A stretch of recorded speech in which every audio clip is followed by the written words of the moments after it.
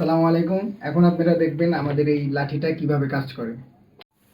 কোনো অন্ধ যখন হাঁটাচলা করবে এবং তার সামনে যখন কিছু থাকবে, তখন আল্ট্রাসনিক সেন্সর তার ডিটেক্ট করবে এবং বার্জারের মাধ্যমে তাকে জানিয়ে দেবে যে সামনে কোনো বাধা আছে, যাতে সে সামনে আর যাবে না এবং দুর্ঘটনা থেকে রক্ষা পাবে। তো আমরা এখন দেখবো যে আসলে সেটা কাজ করে কিনা। সাপোজ ধরলাম এখানে সামনে কিছু থাকলো, তাহলে আল্ট্রাসনিক সেন্সর আমাদের মাধ্যমে এটা জানিয়ে দিবে যে সামনে কিছু আছে।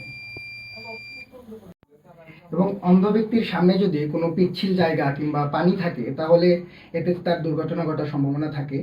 কিন্তু আমাদের এই লাঠিটা যদি সামনে পানি থাকে কিংবা কোনো পিচ্ছিল জায়গা থাকে, তাহলে এই ওয়াটার সেন্সর তা ডিটেক্ট করবে এবং বাজারের মাধ্যমে তাকে জানিয়ে দিবে যে সামনে কোনো পানি আছে, এতে সে দুর্ঘটনা থেকে রক্ষা পেতে পারবে।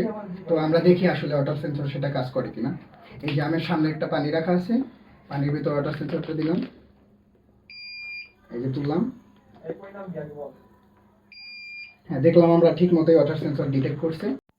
আমাদের এই লাঠিটার আরেকটা ফিচার হলো, যখন একটা অন্ধ মানুষ তো সাধারণত রাত এবং দিনের তারতম্য বুঝতে পারে না, কিন্তু আমাদের এই লাঠিটা ইউজ করে সে রাত নাকি দিন সেটার তারতম্য সে ডিটেক্ট করতে পারবে।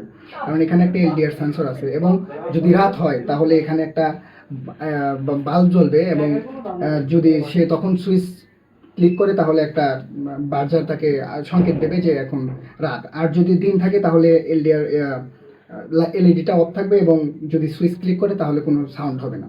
তো আমরা দেখি যে এটা কাজ করে কিনা। এই যে এলডিআর এ অন্ধকার দিলে একটা আলো জ্বলছে এবং যদি আমি সুইচে ক্লিক করি তাহলে একটা শব্দ হচ্ছে। কিন্তু যদি দিন থাকে কিংবা আলো থাকে, এতে লাইটটা অফ থাকে এবং সুইচে ক্লিক করলে এই সুইচটা কাজ করে না। আমাদের এই প্রজেক্টের সবচেয়ে বড় সুবিধা হলো অন্ধ ব্যক্তি মাঝে মধ্যে কানে নাও শুনতে পারে, সেক্ষেত্রে সে বাজারের শব্দ নাও বুঝতে পারে। এই জন্য আমাদের এখানে একটা ভাইব্রেশন মোটর ইউজ করা হয়েছে, যাতে সে বাজারের শব্দের সাথে সাথে ভাইব্রেশন মোটরের মাধ্যমে সংকেত বুঝতে পারে এবং এই সংকেতের মাধ্যমে সে সকল দুর্ঘটনা থেকে মুক্তি পাবে।